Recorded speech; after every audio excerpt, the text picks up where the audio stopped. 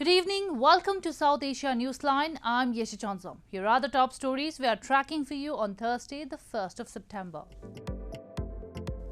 Incessant rains block roads, force schools to shut in southern India. Pakistan hikes petroleum levy, vegetable prices soar as food crisis looms amid floods.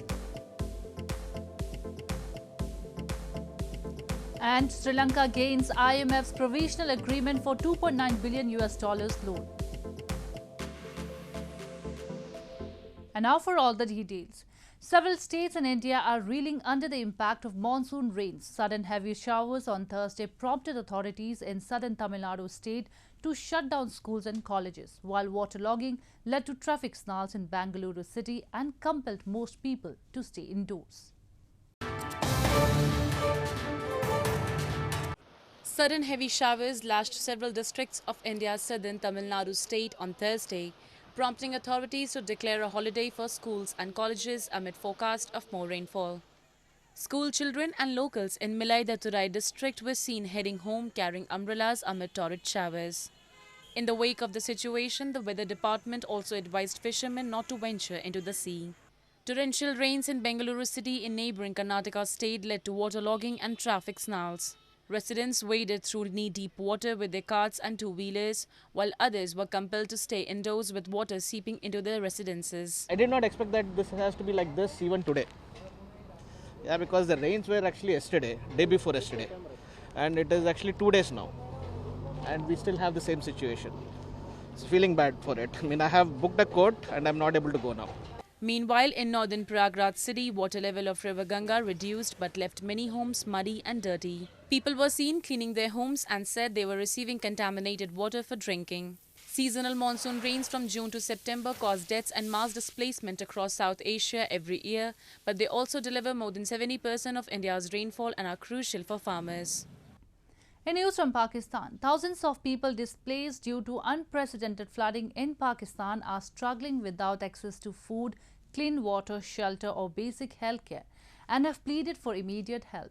A doctor in hardest-hit Sindh province said they are receiving a large influx of patients, most of whom are suffering from stomach illnesses, probably due to the current unsanitary conditions brought about by the floods.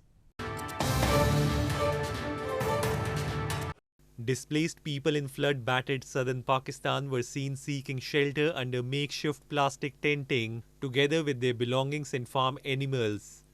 Torrential rains and flooding have submerged a third of Pakistan and killed more than 1,100 people. Wednesday's flooding was caused by water gushing down from mountains between the provinces of Balochistan and Sindh, which has already received 466% more rain than the 30-year average.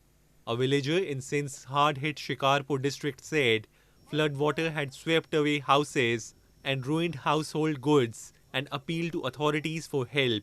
हे असां पानी आयो आहे हिते सैलाब कयो आहे हाणे असांजो जॻह इहो सभु भरिजी विया हाणे किरण ते ई आहे तयारु आहिनि असांजा सामान बि हिते फाथल आहिनि हाणे सभु पुसी विया ग़रीब आहियूं असांजो मदद कयो. Those displaced in Sindh's Jacobabad district bemoaned the conditions of their temporary shelter in a school and lack of food to feed their families. School में कुछ भी सहूलत नहीं है. इस स्कूल में आ तो गए हैं लेकिन खाने पीने का कोई सहूलत नहीं है. इस स्कूल के आने से खाने पीने से हमारे को जहर दो मर जाएं वही अच्छा है. छोटे छोटे बच्चे यहाँ पे जलील हैं मच्छरों पे और बहुत गंदगी है इधर. Meanwhile, a doctor at a local hospital said they are receiving a large influx of patients, most of whom are suffering from stomach illnesses such as diarrhea, probably due to the current unsanitary conditions brought about by the floods. More news from Pakistan. In yet another step to fulfill IMF conditions for resuming a bailout package for crisis-hit Pakistan, the government on Thursday raised prices of all petroleum products for the next fortnight. The price of petrol was raised by 2 rupees per litre and high-speed diesel by 2 rupees. The Pakistan government on Thursday raised prices of all petroleum products including price of petrol by rupees 2.07 per litre and the price of high-speed diesel by 2.99 for the first half of September, a statement issued by Finance Division said. Petrol will now be available for rupees 235.98 per litre. The new price of high-speed diesel will be rupees 247.43 per litre. The prices of all petroleum products were increased despite a decline in global oil rates, mainly in line with commitment with the International Monetary Fund. Fuel prices have been increasing from the last week of May to fulfill IMF conditions for resuming a bailout package. This comes at a time when Pakistan is experiencing its worst floods in decades that has also created food shortages amid the financial crisis. Vegetable and fruit prices have soared in markets across Pakistan as devastating rain ruin crops and disrupt supplies. Pakistan's 222 million people are already facing rampant inflation, with consumer prices up 24.9% year on year in July. The economy is in turmoil with fast depleting foreign reserves and a record depreciation of the rupee against the US dollar. बारिश के बाद ये माल short हो गया, रास्ते ख़राब हो गया, ये फुल मूल सारा टूटा हुआ है, इसकी वजह से माल कम आ रहा है, इसकी वजह से महंगाई है, माल जितना कम आएगा इतना मंडी में शॉर्टेज होगा. Tomatoes and onions are among the most common ingredients in Pakistani cooking, and tens of thousands of tons of each are consumed each month. Officials say that more than 2 million acres of agricultural land have been flooded, destroying most standing crops and preventing farmers from sowing new ones. In Dera Ismail Khan in central Pakistan along the Indus River, warehouses storing vegetables are already emptying out. Pakistan's agrarian sector powers the economy and feeds the people, accounting for more than a fifth of the country's output, employing up to 40% of the workforce, and producing goods worth $80 billion annually. Baloch activists staged a demonstration in the United Kingdom this week to highlight Pakistani atrocities in Balochistan, including the issue of enforced disappearances and extrajudicial killings. They demanded the immediate withdrawal of the occupying forces from the region, while urging the international community to intervene. Members of the Baloch National Movement in the United Kingdom recently held a protest in London City on International Day of Victims of Enforced Disappearances to highlight gross human rights violations by Pakistan in Balochistan. The protesters blamed the Pakistan Army, which operates with impunity in Balochistan, has been committing genocide of innocent Baloch people, raising concern over several cases of extrajudicial killings, enforced disappearances, rape and fake encounters in the region. They demanded the immediate withdrawal of the occupying forces of Pakistan, while urging the international community to intervene for the release of missing persons. Activists have long accused that Baloch people have been targets of so-called military operations, ethnic stereotyping and abductions by the Pakistan security forces. They blame thousands have been internally displaced because of armed conflicts and army operations over the years. In news from Sri Lanka, the International Monetary Fund on Thursday agreed to provide Sri Lanka a loan of about $2.9 billion over 4 years under a preliminary agreement to help the crisis-hit country tide over its worst economic hardships. The agreement is subject to approval by IMF management in its executive board.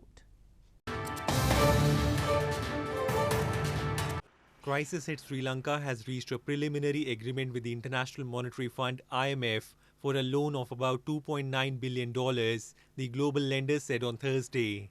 The agreement is subject to approval by IMF management and its executive board and is contingent on Sri Lankan authorities following through with previously agreed measures, including financing assurances from official creditors. A statement said that the objectives of Sri Lanka's new fund-supported program are to restore macroeconomic stability and debt sustainability, outlining a 48-month-long arrangement under the IMF's extended fund facility. The IMF program will aim to raise government revenue to support fiscal consolidation, introduce new pricing for fuel and electricity, hike social spending, bolster central bank autonomy, and rebuild the country's depleted foreign reserves. This came after President Ranil Wickremesinghe announced an interim budget this week, which includes a hike in value-added taxes. Sri Lanka needs to restructure nearly $30 billion of debt, and Japan's Finance Minister Shunichi Suzuki this week offered to lead talks with the other main creditors, including India and China. Sri Lankans have faced acute shortages of fuel and other basic goods for months, leaving it in political turmoil and hit by runaway inflation, which is now at almost 65% year on year. Moving on, Indian Army Chief General Manoj Pandey is expected to visit Nepal on September 4 amid concerns over recruitment of Nepal's Gurkhas into the Indian Army under the new military hiring scheme Agnipath. During the 5-day visit, General Pandey will be conferred the title of Honorary Chief of the Nepal Army, a customary tradition between the armies of the two sides, which share very close ties. He will also hold talks with top political and military leadership. In line with the 1947 India-Nepal-UK agreement, India recruits Nepali soldiers for its Gorkha regiments with equal benefits and pension facilities. Reports suggest Nepal's Foreign Minister Narayan Khadka earlier this month met Indian Ambassador Naveen Srivastav and raised concerns over the Agnipath scheme that will hire soldiers for only 4 years, with no provisions of pension.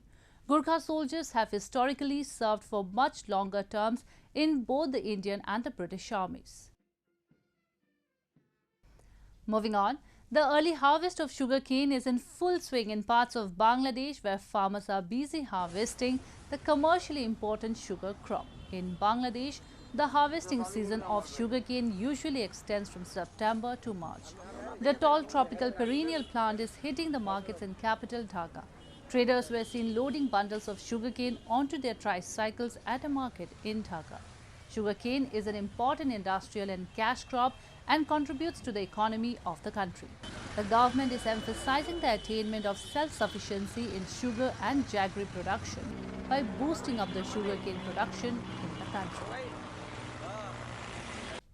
India is rapidly relying on startups as it strives to reduce carbon footprints in the country by adopting eco-friendly measures.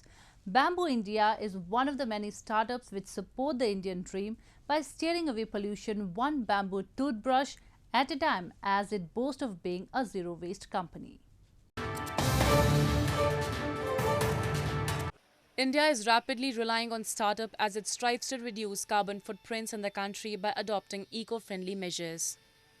With more than 60,000 startups in India, Prime Minister Narendra Modi has labelled the current decade a decade in which he added new unicorns are coming up every few weeks.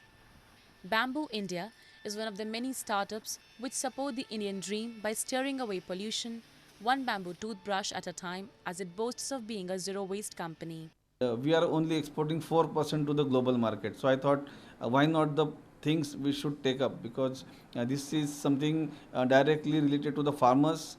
You can have lots of angles towards it, like Plastic Free India or Swachh Bharat Mission or Atmanirbhar Bharat or Skillful India. So all those missions can fulfill with this bamboo. So that's why I started this venture in bamboo. Indian capital New Delhi saw the Startup Summit, which is an annual event where several startup entrepreneurs exhibit their products and services. Indian startups raised $5.8 billion in March and April, down about 15% from the corresponding period last year, data from Venture Intelligence shows. India is creating Redmo unicorn startup worth $1 billion or more at a dizzying speed as foreign capital floods in. That's on back of an astonishing pace of digital adoption. India boasts 550 million smartphone users compared to 250 million at the end of 2015, as per Counterpoint research. Well, that's all we have for you from South Asia this evening. Now our viewers can watch the show on SouthAsiaNewsline.com. You can also visit us on Facebook.com/AsAsiaNewsline and follow us on Twitter @AsAsiaNewsline. That's all in tonight's edition. We will see you same time tomorrow. Good night.